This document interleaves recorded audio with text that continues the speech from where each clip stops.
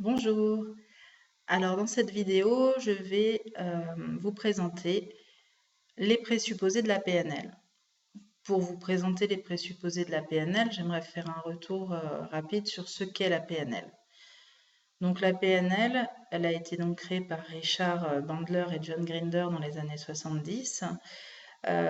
Ces deux personnages se sont inspirés entre autres des techniques cognitives et comportementales et se sont inspirés aussi d'observations qu'ils ont faites, observations du commun des mortels et observations de personnes de talent. Ils ont constaté que euh, chez le commun des mortels, on va avoir certains processus de communication, certaines choses qui vont être assez récurrentes et qui vont nous renseigner sur la façon dont les gens réagissent, la façon dont les gens euh, appréhendent, comprennent le monde et ce qu'ils en tirent comme conclusion et quels actes ils mettent en place. Et puis, il remarque que certaines personnes sortent du lot, hein, c'est-à-dire qu'ils se sont inspirés aussi de personnes qui avaient un talent particulier, notamment en psychothérapie, à travers Fritz Perl, Virginia Satir et Milton Erickson, entre autres. Et donc, ils ont constaté que ces gens avaient un mode de communication tout à fait particulier et qui renseignait sur la différence, en fait, de vision du monde, d'état intérieur, hein. Et ils se sont rendus compte que finalement, comme c'est dit dans les techniques cognitives et comportementales, en fonction de la perception, de la vision qu'on a du monde, eh bien, on va ressentir certaines émotions. Et à partir de ces émotions, les émotions vont être directement génératrices de certains comportements. Donc, l'idée, c'est de comprendre dans un premier temps, hein, la PNL nous propose un certain nombre de techniques pour comprendre déjà son propre fonctionnement, comprendre déjà, apprendre en tout cas à s'observer, à avoir du recul par rapport à ses pensées, par rapport à ses émotions, par rapport à ses comportements. Et puis ensuite, euh, dans la relation d'aide, on va se servir de la PNL pour aussi comprendre les mécanismes de pensée, les mécanismes émotionnels, les mécanismes physiologiques qui se produisent chez notre client, hein. C'est-à-dire qu'on va l'observer, on va chercher à le comprendre, on va chercher à se connecter à lui pour euh, avoir une vision assez claire de la façon dont il perçoit le monde, pour l'amener justement à modifier cette perception des choses, pas en fonction de nos propres critères, bien sûr, hein, parce qu'on n'est pas là pour imposer notre vision des choses, mais l'amener à élargir un petit peu son champ de vision. Élargir le champ de vision, c'est un petit peu ce qu'on fait dans la relation d'aide, que ce soit en sophrologie, hein, c'est directement en lien avec euh, le pilier de la réalité objective. C'est aussi ce qu'on va faire en coaching, hein. L'idée, c'est d'amener la personne à voir les choses d'une façon différente pour mieux les appréhender, mieux les vivre et donc avoir un comportement adapté à la situation. Donc la PNL s'est inspirée, a modélisé, hein, c'est-à-dire a pris en modèle ces fameuses personnes qui avaient un talent particulier pour justement arriver à mieux communiquer, mais aussi mieux avancer dans sa vie en fonction, bien sûr, des aspirations de chacun, puisque tout le monde n'a pas, bien sûr, les mêmes objectifs. Donc la PNL va nous aider à mieux communiquer parce que déjà on aura plus conscience de soi à travers un certain constat qu'on aura fait grâce à l'auto-observation. On va aussi avoir plus conscience de l'autre et être plus à l'écoute finalement de ce qu'il dit et aussi de ce qu'il ne dit pas. Car le langage en PNL n'est pas uniquement verbal, de toute façon il n'est pas uniquement verbal, il est aussi comportemental, c'est-à-dire que nos attitudes, notre tonus musculaire, nos réactions euh, sont autant de moyens de communication. Et donc, par rapport à ce qui se dégage d'un individu, eh bien, justement, cette observation va nous permettre de mieux comprendre à qui on a affaire et surtout de mieux cerner comment l'aider. Donc, PNL, ce sont les acronymes, hein, c'est l'acronyme, pardon, de programmation neuro-linguistique. Programmation parce que justement, euh, notre vision du monde est conditionnée par notre milieu, le milieu dans lequel on évolue, où on a évolué quand on était jeune, hein, c'est-à-dire notre milieu social, c'est-à-dire l'éducation qu'on a reçue, euh, notre expérience de vie, les fréquentations qu'on a eues, etc. Toute cette expérience, comme ça, programmer certaines réactions qui se reproduisent, qu'on va appeler des schémas, hein, qui reviennent un peu en boucle, et puis aussi notre personnalité, notre trait de caractère, euh, voilà, qui vont être directement en lien avec des habitudes, hein, des habitudes de pensée, des habitudes au niveau des actes. Et donc, on va avoir comme ça une sorte de formatage qui va être fait par, encore une fois, le milieu duquel on vient. Donc bien sûr, vous imaginez bien que si on est né en France euh, ou si on est né au milieu des Bushman en Australie, on n'aura pas la même vision des choses, on ne verra pas les choses de la même façon, on n'aura pas le même rapport aux autres, au monde et même à soi-même. Neuro parce que les informations qu'on prend du monde extérieur passent par notre système neurologique, notre système nerveux, à travers nos 5 sens. Finalement, qu'est-ce qui nous renseigne sur le monde? C'est ce qu'on entend, ce qu'on voit, ce qu'on sent, ce qu'on ressent physiquement, c'est nos émotions aussi. Éventuellement le goût, mais bon, on goûte pas tout ce qu'on voit, donc voilà, le goût va avoir effectivement un petit rôle quand même. Et linguistique parce que c'est le langage qui va refléter notre mode de pensée. Donc, comme je disais tout à l'heure, langage verbal certes, mais aussi langage non verbal à travers notre attitude, à travers notre positionnement, notre posture, notre tonus musculaire. Hein, tout ça, ça va avoir un sens enfin, un sens propre par rapport à nous, hein, ça va avoir du sens pour nous. Ce qu'on fait, on le fait pour une certaine raison, ça veut dire quelque chose, mais souvent pour l'autre, c'est interprété. C'est-à-dire que si je souris à quelqu'un, il va interpréter mon sourire. Peut-être qu'il va penser que mon sourire est sincère, peut-être qu'il va penser que mon sourire est hypocrite. Hein, après, ce que j'ai émis comme signal, c'est une chose, mais ce que la personne interprète du signal que j'émets, c'est encore autre chose. Donc vous voyez bien que dans le processus de communication, il y a quand même un émetteur, un récepteur, et chacun avec une vision du monde différente. Donc c'est ce qui va entraîner des incompréhensions et des conflits. Donc la PNL va nous permettre d'être au plus près de ce qu'on veut dire, d'essayer d'envoyer le message le plus clair possible, et puis en même temps de saisir de façon la plus claire possible ce que l'autre cherche à nous dire ou à nous faire comprendre. Donc la PNL est une approche systémique qui considère que l'individu est constitué d'un ensemble de composantes qui sont toutes interreliées et qui interagissent en permanence, les unes avec les autres. Elle est aussi l'étude du comportement lié à l'expérience subjective de la personne, donc c'est-à-dire l'observation de comment la personne s'y prend pour faire ce qu'elle fait. Comment la personne fait quand elle réussit, comment ça se passe quand elle échoue. Qu'est-ce qu'elle met en place? Hein, on reviendra sur ce point un petit peu tout à l'heure avec un des présupposés.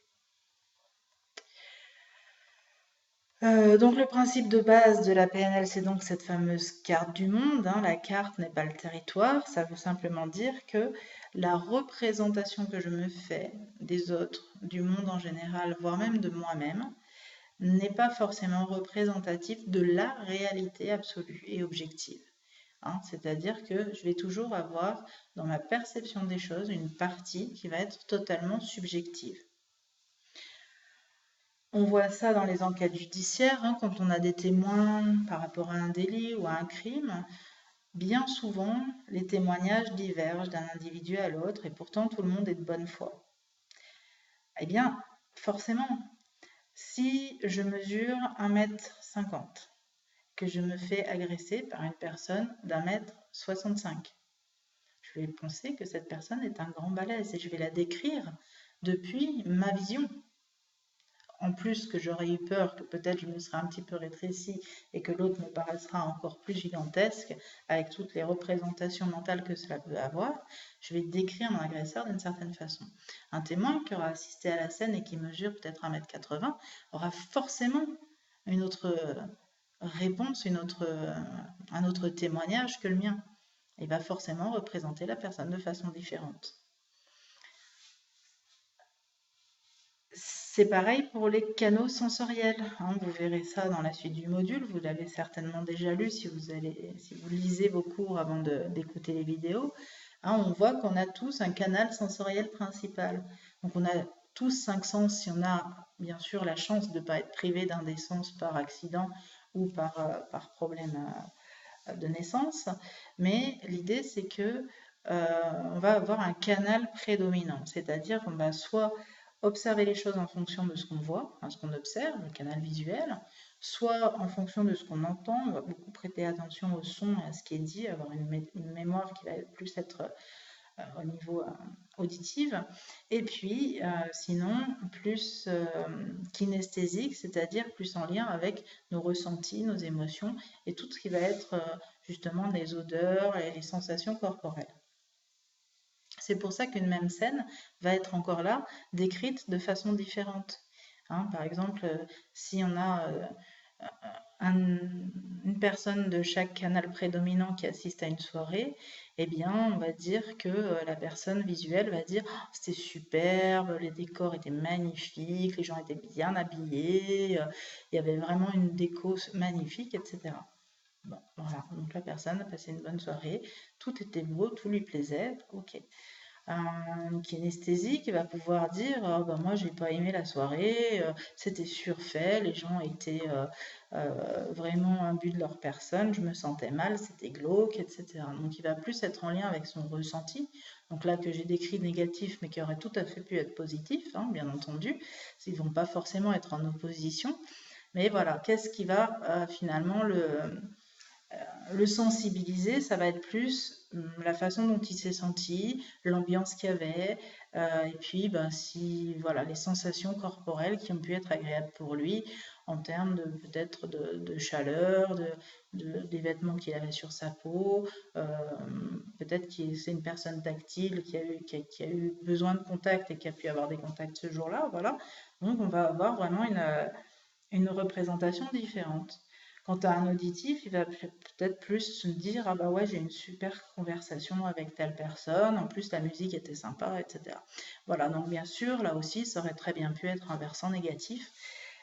L'idée c'est que notre attention n'est pas focalisée de la même façon si on est plus dans l'observation visuelle, dans l'observation sonore ou dans l'observation tactile ou émotionnelle. Donc bien sûr ces trois personnages ne vont pas toujours se comprendre quand ils parlent. Et c'est important à comprendre puisque ça va faire partie intégrante du tissage, je dirais, de notre fameuse carte du monde. Alors les présupposés de PNL, donc bien sûr le premier est le principe de base que je viens d'expliquer. Le deuxième est en lien direct puisque chacun répond en fonction de sa carte du monde, c'est-à-dire qu'en fonction de l'interprétation que je fais de la situation que je vis, je vais répondre à cette situation en fonction de ce que j'en ai perçu. Si par exemple une personne vient me taper chaleureusement sur l'épaule, me fait un grand sourire, me serre la main et me touche de trop près alors que j'ai pas envie de contact, je vais pouvoir me sentir agressée. Et si la personne est bienveillante, ouverte et qu'elle fait ça sans arrière-pensée, sans mauvaises intentions, et que moi je perçois une tentative de manipulation, je vais peut-être réagir négativement, alors que cette personne était peut-être tout à fait bien intentionnée. Voilà, il ne va pas comprendre pourquoi je me réagis mal à ce que moi j'aurais vécu comme une agression et que lui aura plutôt vécu comme une ouverture chaleureuse. Voilà, donc là aussi, on va comprendre, grâce à ce présupposé, les incompréhensions qu'il peut y avoir entre les personnes. Le troisième présupposé nous renseigne sur l'intention positive qu'il peut y avoir derrière chaque comportement. Donc là, attention, l'intention positive n'est positive que pour celui qui a le comportement. Parfois, il ne le sait pas lui-même. Quelle est mon intention positive quand je fume une cigarette ou quand je mange un morceau de gâteau alors que j'ai plus faim? Il y a toujours un intérêt, on a toujours un bénéfice à faire ce qu'on fait, même si on ne le perçoit pas toujours, ça c'est clair. Et donc tout le travail en coaching, en sophrologie, enfin pas tout le travail, mais une partie du travail va consister à identifier justement qu'est-ce que ce comportement que dont la personne veut se débarrasser, donc qu'est-ce que ce comportement lui apporte en termes de bénéfices. L'intention positive, je disais, n'est positive que pour celui qui a le comportement. C'est-à-dire si par exemple, je pense que pour classer des papiers, quels que soient ces papiers, notamment des papiers administratifs, il est important de tout classer par ordre alphabétique. Parce que c'est vraiment le meilleur moyen pour moi de classer les papiers. Et un jour, je viens chez vous. Et je vois que vous avez classé vos papiers par thème, c'est-à-dire EDF, on va avoir l'eau, on va avoir le téléphone, on va avoir différentes factures. Et puis je me dis, bah tiens, le pauvre il est mal organisé, ou la pauvre elle est mal organisée, je vais lui rendre service, je vais classer tous ces dossiers et tous ces papiers par ordre alphabétique. Bah, même si mon intention est positive, je suis pas sûre que vous la viviez de la même façon que moi. Voilà, donc l'idée c'est que là aussi, il faut prendre conscience que quand on aide les gens, on ne doit pas imposer sa vision des choses, pas dire tu dois faire comme ça parce que c'est le meilleur moyen ou la meilleure manière de traiter le sujet, hein, mais on doit savoir qu'est-ce que la personne veut. Je voudrais t'aider, que puis-je faire pour toi? Voilà, c'est elle qui va dire ce dont elle a besoin. Je ne dois pas imposer mon aide pour après dire de la personne, ah ben, avec tout ce que j'ai fait pour elle, je ne comprends pas, elle n'est pas reconnaissante. Non, elle ne sera pas reconnaissante si l'aide que vous lui avez apportée, elle est à côté de ce qu'elle attendait. Donc pour être vraiment dans l'aide à l'autre, il est important de comprendre l'aide dont l'autre a besoin et non pas lui importer, l'obliger à subir une aide dont elle n'a pas besoin, qui en plus va parfois justement apporter plus d'embarras que d'aide. Alors, quatrième présupposé, il n'y a pas d'échec, mais que du feedback ou des apprentissages. Donc ça, on le sait depuis qu'on est né. Pourquoi? Parce que on a tous appris à marcher à un moment donné, on a tous appris à faire certaines choses, comme manger avec une fourchette, comme se balancer sur une balançoire, comme faire du vélo, faire du roller, apprendre à nager, etc. Hein, on a tous appris des choses dans notre vie et on a tous eu besoin de s'entraîner. Personne s'est levé un matin en marchant, ou alors de très rares personnes peut-être. Hein. Rares sont aussi les personnes qui, pouf, sont rentrées dans l'eau et ont su nager. Rares sont les personnes qui sont montées pour la première fois sur un vélo sans petite roulette et qui ont réussi à pédaler. Donc effectivement, on va apprendre. Apprendre, c'est-à-dire faire des expériences et corriger ces expériences. Ah bah tiens, si je me penche trop en avant, ça va pas. Si je me penche trop à gauche, je tombe. Si je pédale pas assez fort, bah mon vélo tombe, par exemple. Voilà. Donc on va faire des apprentissages. On va se retenter, recommencer jusqu'à ce qu'on obtienne le résultat qu'on attendait. Et c'est normal. Ce qui se passe, c'est que ça fonctionne très bien tant qu'on est enfant. Puis au fur et à mesure qu'on grandit, se passe un truc magique. C'est qu'on n'accepte plus de se tromper. C'est-à-dire qu'on part du principe que tout ce qu'on doit tenter, dès la première fois, ça doit marcher. Et malheureusement, c'est rare que ça soit le cas. C'est un petit peu comme la première fois qu'on fait un gâteau, hein, on tente une recette de gâteau, il n'est pas très bon, il manque de sucre, qu'est-ce que je vais faire la prochaine fois? Je vais refaire ce gâteau en rajoutant du sucre. Et puis si j'en ai trop mis, au contraire, je vais en enlever. Hein, et bien l'idée, c'est qu'on est dans l'expérimentation et on est en permanence dans cette expérimentation. Et le fait de se dire, tiens, j'ai pas réussi à atteindre le résultat que j'attendais, donc je suis en échec et je suis bloqué, c'est complètement aberrant. Parce que justement, c'est à partir de là que je vais avoir un repère pour savoir quelle est l'action à mener. C'est parce que justement je me serais trompée que ça va me permettre de me réajuster. Alors, je peux avoir de la chance, mais est-ce que la chance, elle est reproductible? Hein, c'est-à-dire, chouette, j'ai réussi à faire un truc du premier coup, mais est-ce que je peux le refaire? Comment j'ai fait pour arriver à le faire? Voilà, et c'est tout ça, hein, quand je parlais tout à l'heure de comment les gens s'y prennent pour faire ce qu'ils font, comment ils font quand ils réussissent, qu'est-ce qu'ils mettent en place pour réussir quand ils réussissent, et qu'est-ce qu'ils mettent en place pour échouer quand ils échouent. Parce que parfois, euh, on va échouer, mais parfois on va le faire exprès. Parce que quelque part, on n'a pas forcément envie d'atteindre notre objectif. Pourquoi? Parce que justement, on peut avoir un bénéfice secondaire à garder notre situation problématique. J'entends par là, je veux arrêter de fumer. Je veux, sincèrement, je vais payer un coach pour ça, ou un sophrologue pour m'aider, ou un hypnothérapeute encore. Hein. Et donc, je suis très motivée et je veux arrêter de fumer. Mais quelque part, quand je suis en société et que je peux allumer ma cigarette, voilà, ça occupe mes mains, j'ai l'air plus sûre de moi, ça m'apporte une certaine attitude, un détachement et j'ai l'air cool. Voilà. Et ça peut être un bénéfice secondaire qui fait que, quelque part, je vais refuser, une partie de moi va refuser d'arrêter de fumer parce qu'elle trouve son intérêt dans la cigarette. Donc là aussi, hein, on va parfois mettre en place nos propres mécanismes pour être en échec. Voilà, donc là, c'est pareil, hein, on va parler de feedback. Qu'est-ce qui se passe? Qu'est-ce qui fait que cette fois-là, on a recraqué? Eh bien, après, on va trouver, ok, ce que la cigarette m'apportait, si j'arrête la cigarette, elle ne me l'apporte plus. Qu'est-ce que je peux mettre en place d'autre pour avoir un effet, une attitude cool et détachée quand je suis en société sans avoir recours à la cigarette?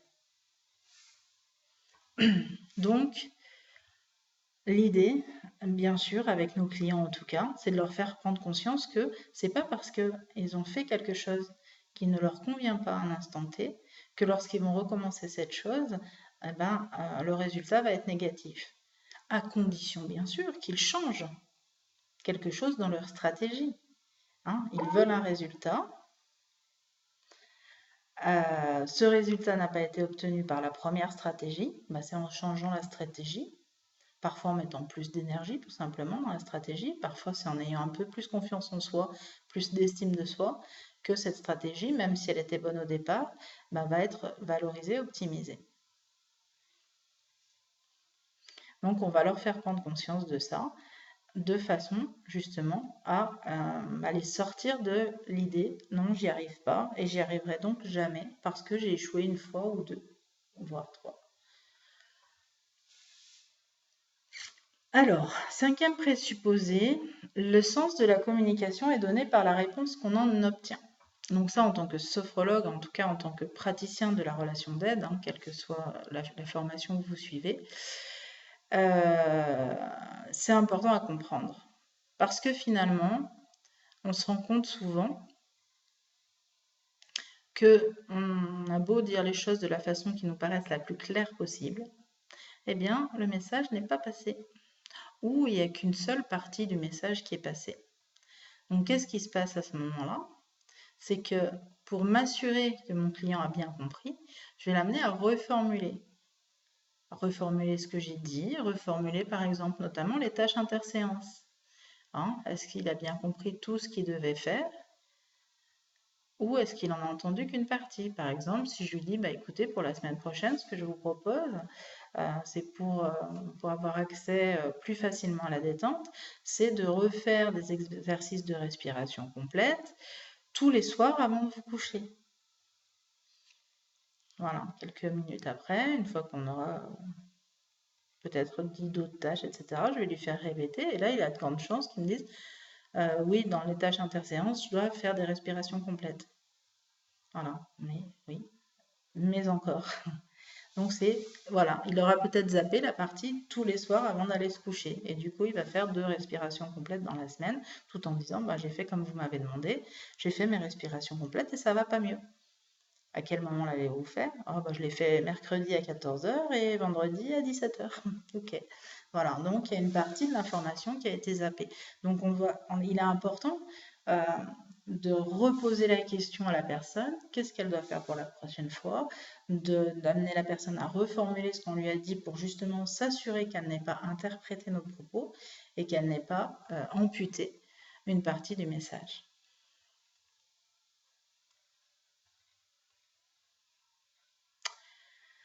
Alors, sixième présupposé, ce que d'autres peuvent apprendre, je peux l'apprendre aussi.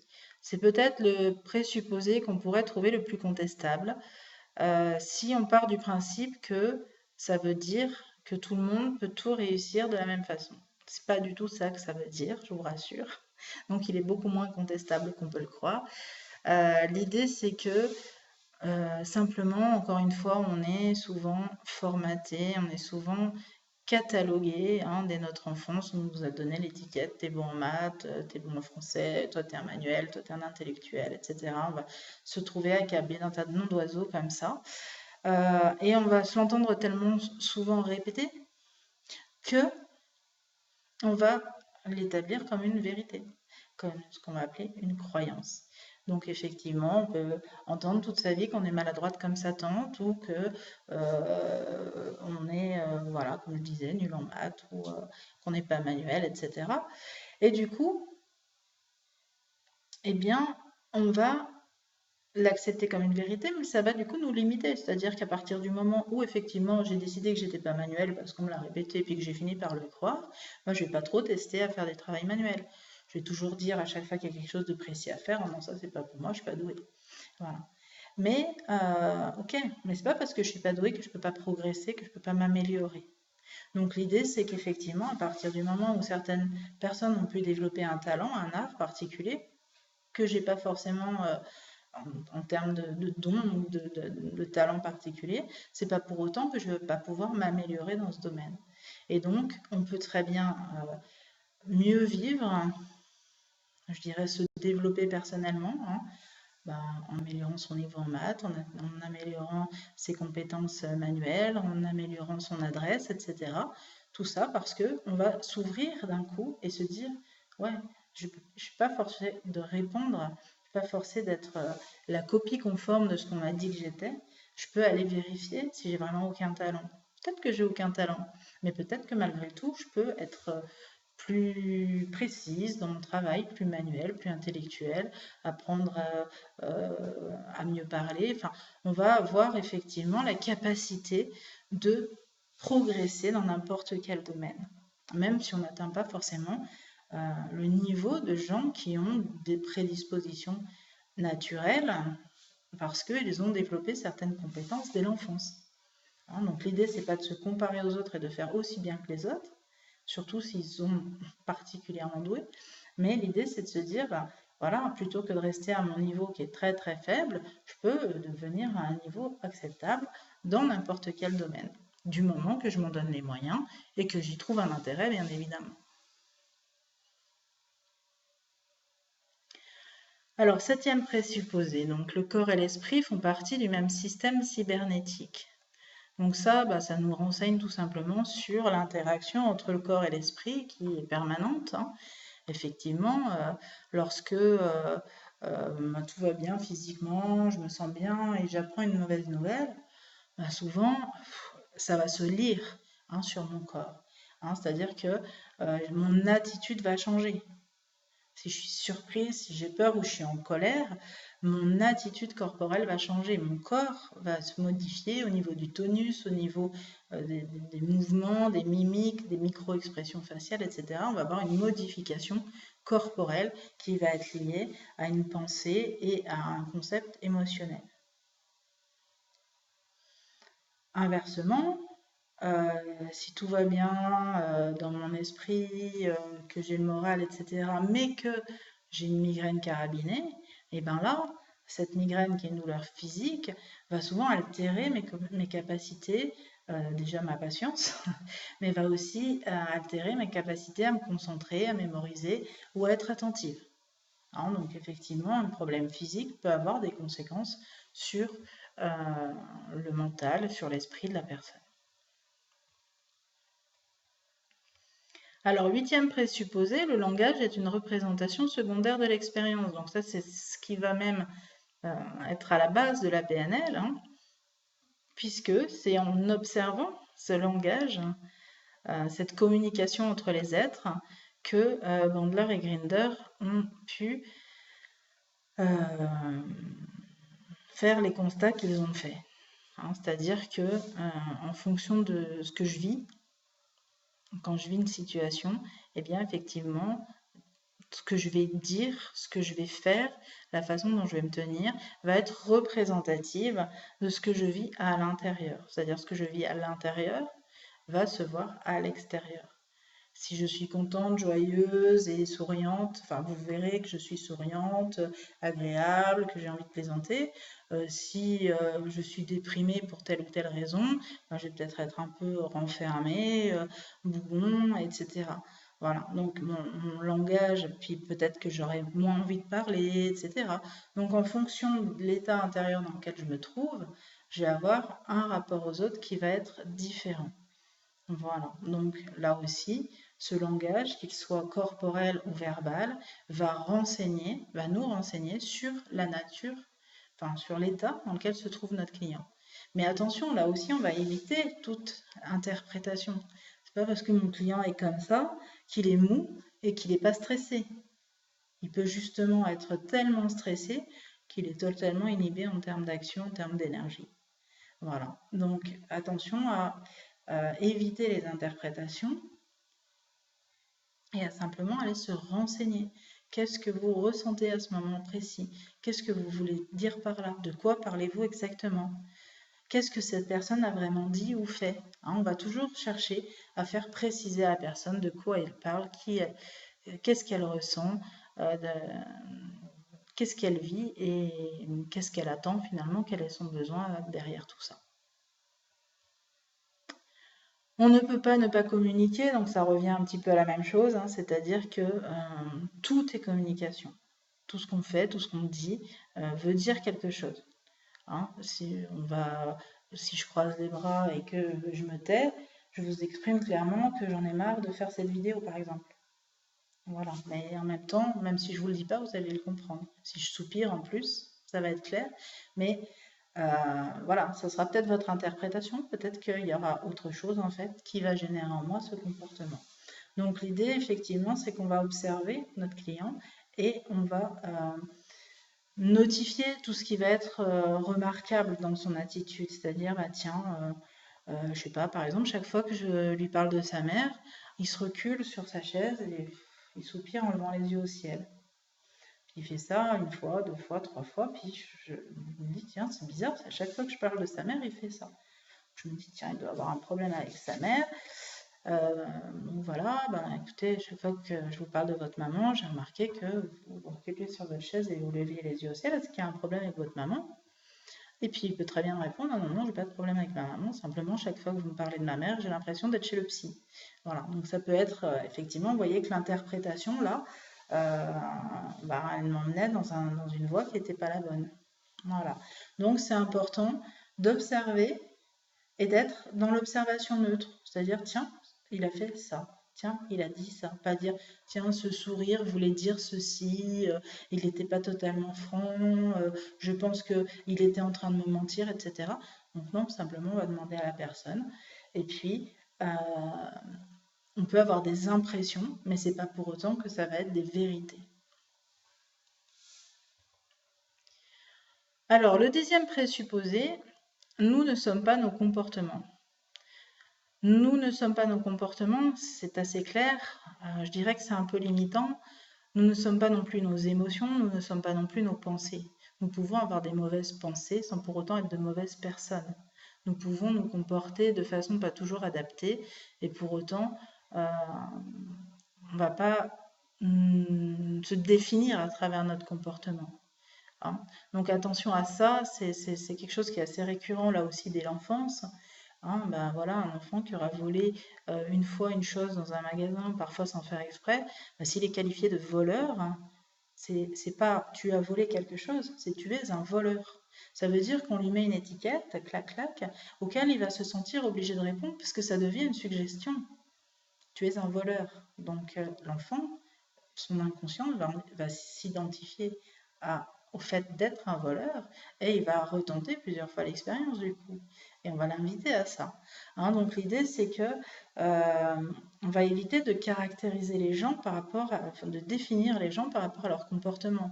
C'est pas parce qu'une personne ne fait rien que cette personne elle est paresseuse. Elle sait peut-être pas ce qu'elle doit faire, elle est peut-être mal à l'aise, elle ose peut-être pas faire. C'est pas forcément de la paresse. Hein, donc là aussi, on est dans l'interprétation, mais pour la personne, elle est souvent dans l'identification. Mon Dieu, j'ai des pensées de violence, etc., que j'essaye de canaliser à travers un sport de combat. Ça ne veut pas dire que je suis violent, ça veut dire que j'ai certaines émotions à évacuer. Mais si je considère que je suis violent, eh bien, là aussi, on va avoir une perte de l'estime de soi. Hein, donc, c'est le risque à s'identifier à son comportement, ses pensées, ses émotions. Ah bah tiens, je me sens déprimée.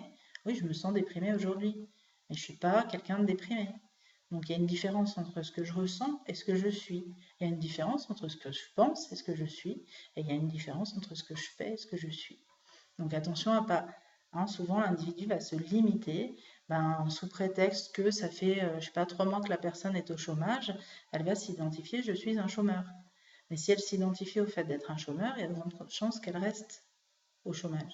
Par contre, je suis en pleine dynamique de recherche d'emploi, c'est tout de suite beaucoup plus motivant, beaucoup plus stimulant, et on sent bien que c'est quelque chose qui est en train d'être traversé, c'est pas un état dans lequel on s'arrête. Hein. Et c'est ça qui est important, c'est que souvent les gens vont s'identifier à un comportement, une pensée, des émotions, et qui vont rester là. C'est-à-dire, ça me définit comme si ça m'avait toujours défini et que ça allait toujours me définir.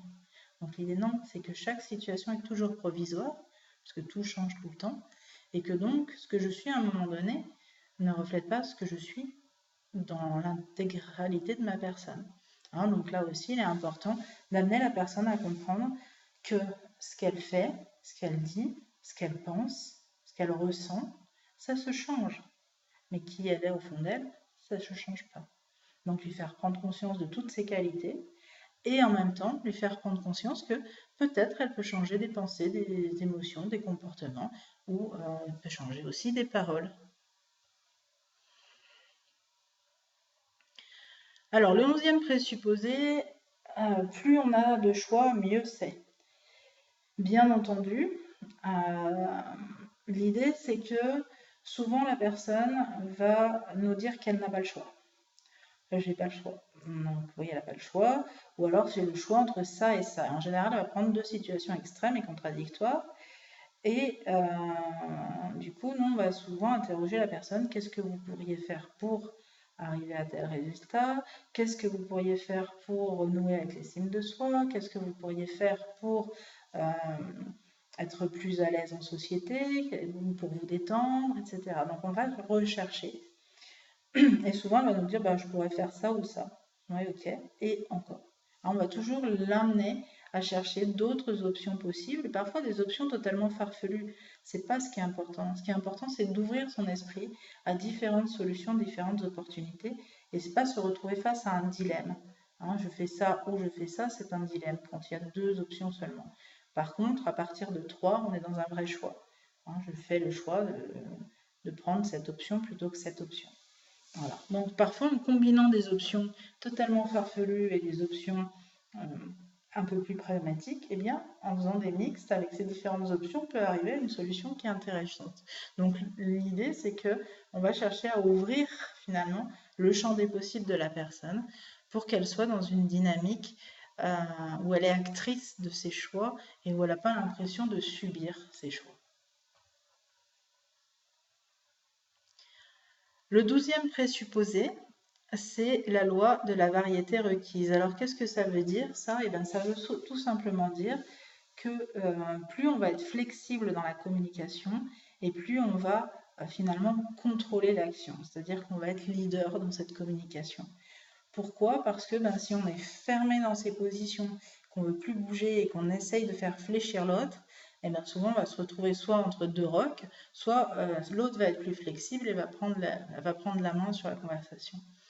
Donc l'idée c'est, à moi en tant que coach ou sophrologue ou hypnothérapeute ou quelle que soit ma formation, hein, c'est d'aller vers mon client, d'aller comprendre comment il raisonne.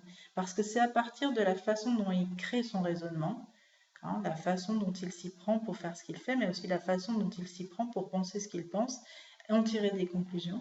Donc la façon dont il raisonne, il va falloir que je la comprenne pour pouvoir, en utilisant ses propres arguments, l'amener à plus de flexibilité. Si je m'oppose directement à lui, bon, là, on va avoir effectivement une lutte de pouvoir, un rapport de force, mais qui va mener à rien. Hein. Par contre, si je veux arriver à avoir une communication, ça ne veut pas dire que je vais le faire plier, le faire venir vers moi, mais je vais pouvoir être dans une communication positive qui va favoriser l'échange, le partage d'idées, en limitant la part conflictuelle. C'est-à-dire, si je comprends bien, tu penses telle chose de telle façon, et à partir de là, on va extrapoler un petit peu, on va aller au bout de son raisonnement, et parfois le fait d'aller au bout du raisonnement de la personne va l'amener à prendre conscience de l'absurdité de ce raisonnement, et du coup, il va pouvoir se remettre en question. Alors bien entendu, il ne va pas forcément le faire tout de suite dans la conversation, hein, parce qu'il y a des gens qui ont un amour-propre, qui ont de l'orgueil, et qui ne vont pas forcément reconnaître quand ils ont tort de but en blanc. Par contre, ça ne veut pas dire qu'ils ne vont pas repartir avec un moyen, enfin en tout cas un mode de réflexion différent, qui ne vont pas du coup se remettre en question par rapport à ce qui a été discuté à ce moment-là. Hein, pour venir peut-être la prochaine fois dire effectivement j'ai réfléchi par rapport à ce que vous m'avez dit la dernière fois, je pense que je suis tout à fait capable de faire cette action, même si nous avez soutenu la dernière fois qu'il était absolument incapable de le faire. Voilà, donc l'idée c'est d'amener la personne finalement à plus de flexibilité, mais toujours dans son intérêt. Hein, j'ai pas à obliger la personne à faire de la façon dont je veux qu'elle fasse, parce que je pense détenir la vérité absolue. Voilà. Voilà donc les présupposés de la PNL. Donc, comme c'est écrit ici, hein, les apports de la PNL en sophrologie sont les suivants. Donc, ça nous permet de développer notre acuité sensorielle, puisqu'effectivement, on va être connecté à la personne. Hein, on va chercher à savoir si elle est visuelle, auditive, kinesthésique. On va donc développer ces sens-là pour pouvoir se mettre en lien, en résonance avec la personne. Établir le rapport avec notre interlocuteur, bien sûr, hein, l'idée ça va être de créer ce lien, créer une communication positive, une communication de confiance, d'égal à égal, hein, où la personne se sent à l'aise dans cette conversation. D'aider le client à clarifier, à formuler positivement son objectif, c'est-à-dire l'amener justement à savoir ce qu'il veut en lui posant un certain nombre de questions et puis en recentrant toujours sur l'essentiel. Et enfin, lui permettre d'avoir accès à ses ressources afin d'atteindre ses buts, c'est-à-dire que on va toujours aller rechercher son potentiel pour lui permettre de l'optimiser, l'exploiter, pour arriver à ses fins, pour arriver à atteindre son objectif, et puis surtout à se mettre en action. Et l'idée, c'est pas juste qu'il atteigne cet objectif, mais surtout que par rapport à cet objectif, il soit autonome, c'est-à-dire que je dirais que l'atteinte de l'objectif, c'est pas l'aboutissement, c'est l'aboutissement du coaching, mais c'est le démarrage pour la personne d'un nouveau cycle de vie. Donc, à partir de là, la personne, elle doit avoir acquis suffisamment d'estime de soi, de confiance en soi. Elle doit être suffisamment en mode actif pour, du coup, pouvoir continuer son cheminement à partir de cet objectif atteint. Voilà. Eh bien, écoutez, je vais rester là-dessus au sujet de cette vidéo, puisque Sébastien va vous proposer toute la suite. Voilà. Eh bien, bonne continuation. Au revoir.